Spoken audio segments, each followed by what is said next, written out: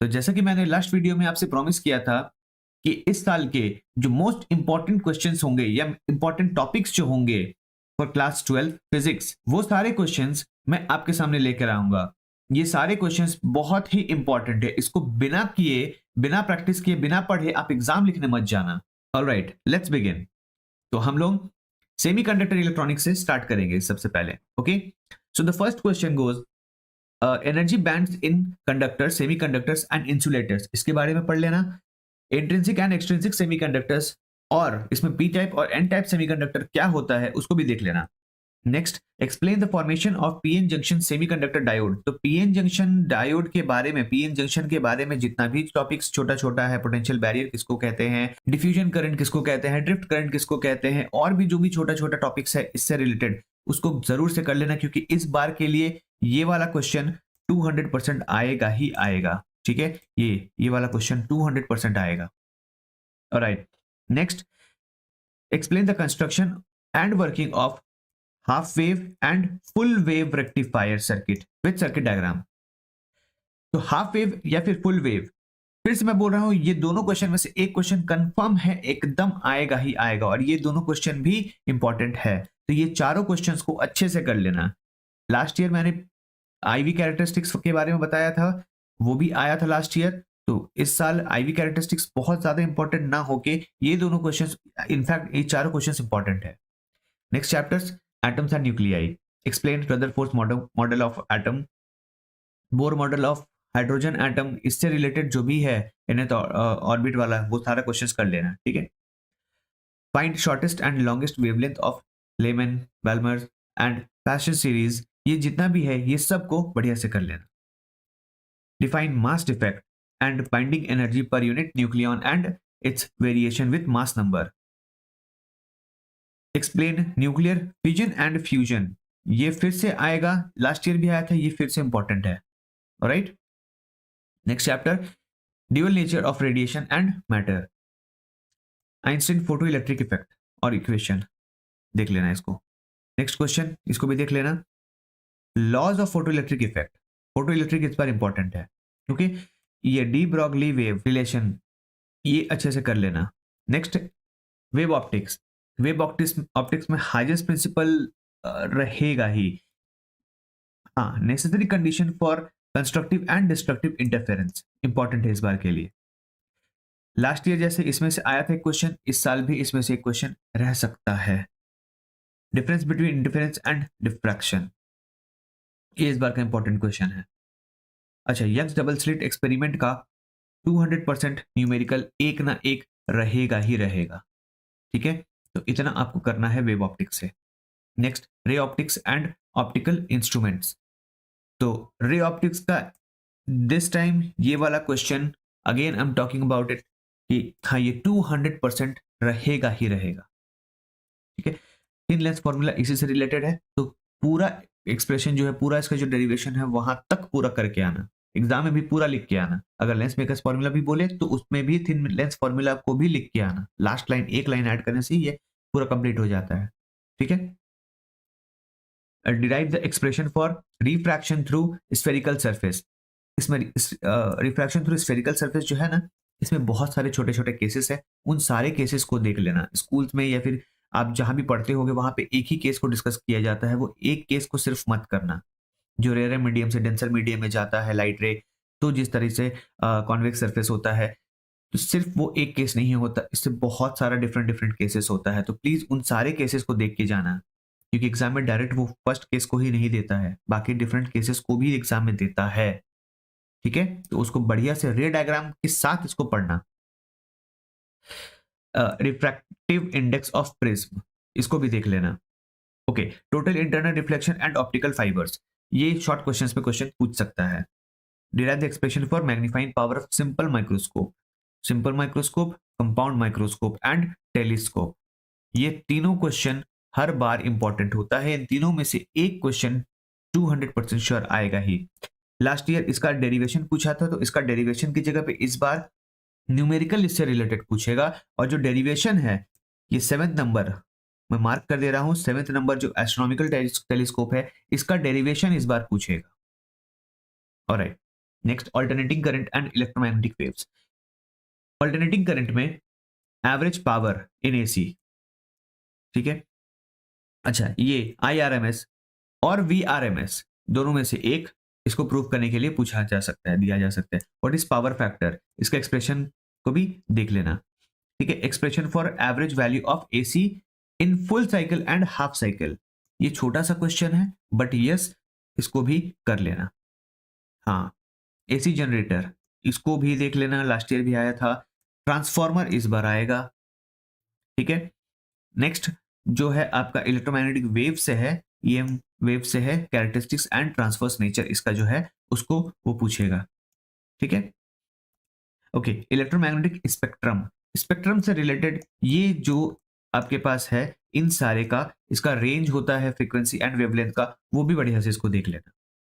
Alright, next EMI and magnetism, self induction, induction of a long solenoid, 200% question, sure short question ये वाला आएगा इस बार, ठीक है। Next Faraday's law and Lenz law, ये दोनों भी इस बार आएगा ही आएगा। ओके, नेक्स्ट अगर हम मैग्नेटिज्म एंड मैटर वाला बात करें तो diamagnetic, ferromagnetic and paramagnetic materials के बारे में सिर्फ एक बार पढ़ लेना, इसका प्रॉपर्टीज क्या है वो पढ़ लेना, इससे रिलेटेड क्वेश्चन रहेगा। लास्ट टाइम फेरोमैग्नेटिक से आया था, इस बार डाया से आ सकता है और पैरामैग्नेटिक से आ सकता है, ठीक है। मूविंग चार्जेस एंड मैग्नेटिज्म, इसमें expression of magnetic field at the centre of current carrying coil using Biot-Savart law, Biot-Savart law देख लेना। एक्सिस और centre of current carrying loop, इसके वजह से जो मैग्नेटिक फील्ड निकलता है वो देख लेना। Infinitely long straight wire using ampere circuital law, तो एम्पियर सर्किटल लॉ इंपॉर्टेंट है इस बार के लिए। हाँ, ये वाला भी इंपॉर्टेंट है, ठीक है, देख लेना। तो जितना भी इंपॉर्टेंट है बाबू ये सबको कर लेने का है आपको। Okay, force between two current carrying conductor placed parallel in magnetic field, तो एक पैरेलल होता है, एंटी पैरेलल होता है, दोनों अट्रैक्ट होते हैं या फिर रिपेल करते हैं, वो वाला केस है ये वाला, देख लेना इसको, ठीक है। टॉर्क के बारे में बहुत लास्ट टाइम भी नहीं पूछा था, ये वाला इंपॉर्टेंट है इस बार के लिए, ठीक है, टॉर्क वाला देख लेना। नेक्स्ट मूविंग कॉइल गैल्वेनोमीटर, ये 200% श्योर शॉर्ट क्वेश्चन है और इसका current sensitivity and conversion to ammeter to voltmeter and vice versa, इसको भी देख लेना, ठीक है। नेक्स्ट करंट इलेक्ट्रिसिटी में एक्सप्रेशन फॉर ड्रिफ्ट वेलोसिटी, भाई effect of temperature on drift velocity of electrons, ठीक है। Next relation between drift velocity and electric current, I is equals to VDE, ये बार बार पूछा जाता है, देख लेना इसको भी। Okay, derive Ohm's law using the concept of drift velocity, factors क्या क्या है इसको जो effect resistivity end of a conductor depends, ये भी इंपॉर्टेंट है। हाँ, इस बार के लिए जो मोस्ट इंपॉर्टेंट क्वेश्चन है ये वाला, derive the relation between EMF and terminal potential difference, thus expression for the internal resistance, ये एक बढ़िया क्वेश्चन है, देख लेना इस बार के लिए, है ना। derive expression for equivalent EMF and internal resistance of cell connected in series and parallel mixed combination, इससे रिलेटेड न्यूमेरिकल पूछा जा सकता है, ठीक है, न्यूमेरिकल पूछा जा सकता है। ओके, नेक्स्ट व्हीटस्टोन ब्रिज, ये 200% श्योर शॉर्ट क्वेश्चन है इस बार के लिए है। व्हीटस्टोन ब्रिज क्या है, उसका प्रिंसिपल क्या है, वर्किंग क्या है, थ्योरी क्या है, प्रूफ क्या है, ये व्हीटस्टोन ब्रिज इस बार के लिए इंपॉर्टेंट है, देख लेना, ठीक है।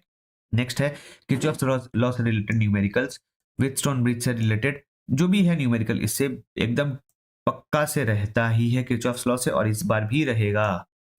Okay, next electrostatic potential and capacitance, इससे potential at a point due to point charge Q, एकदम फर्स्ट जो इनिशियली हम लोग पढ़ते हैं वो वाला चीज है, ठीक है। Derive an expression for the electric potential at a point along the axial line, ठीक है, equatorial line and at any random point, किसकी वजह से, due to an electric dipole, potential two due to uniformly charge spheres, uniformly charge spheres के लिए, charge sphere के लिए आपको पता होगा conducting, non conducting, solid conducting, solid non conducting, ये सब सारा केसेस जो है वो सब को एक बार देख लेना, इंपॉर्टेंट है।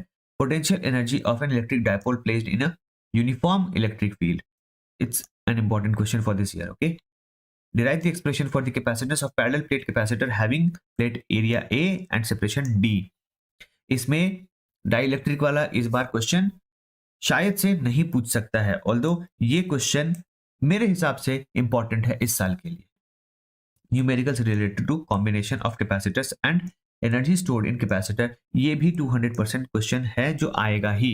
न्यूमेरिकल्स किससे रिलेटेड है? Combination of capacitors and energy stored in capacitors से. इसको बढ़िया से कर लेना न्यूमेरिकल्स. ओके, तो आपको समझ में आ रहा होगा, एक आइडिया हो रहा होगा कि डेरिवेशन कितना करना है, न्यूमेरिकल क्या करना है, कहां से न्यूमेरिकल करना है, आपको फोकस किस पे करना है. तो ये सारा चीज जो है वो आप बढ़िया से कर लेना. ठीक है, चलिए last but not the least, although ये हमारा फर्स्ट चैप्टर हुआ करता है, electric charges and fields. First question क्या है? Derive an expression for the electric field at a point on the axial position. Next होगा क्या? Equatorial position eight any random point of N electric dipole. ठीक है, अब उसी dipole की वजह से क्या निकालना है? टॉर्क निकालना है. कहां पे? यूनिफॉर्म इलेक्ट्रिक फील्ड में जब रखते हैं तो, और इसका स्पेशल केसेस भी करना है. Derive an expression for the electric field at a point on the axis of uniformly charged ring. Also discuss its special cases. Centre पे क्या होगा, एक सर्टेन फाइनाइट डिस्टेंस पे क्या होगा, इनफाइनाइट डिस्टेंस पे क्या होगा, ये सब कुछ मिला के स्पेशल केस बनता है, उसको कर लेना. Application of Gauss law. Gauss law वाला जो एप्लीकेशंस है इन सब को बढ़िया से कर लेना. जितना भी एप्लीकेशन है उन सब को कर लेना, उसमें से एक ना एक रहेगा ही रहेगा 200%.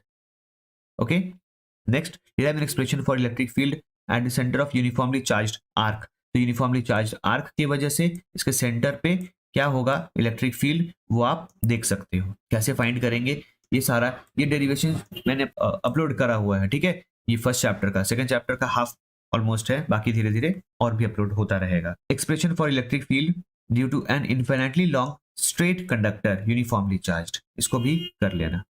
तो बढ़िया से पढ़ाई करते रहिए. Wish you all the very best for your exams.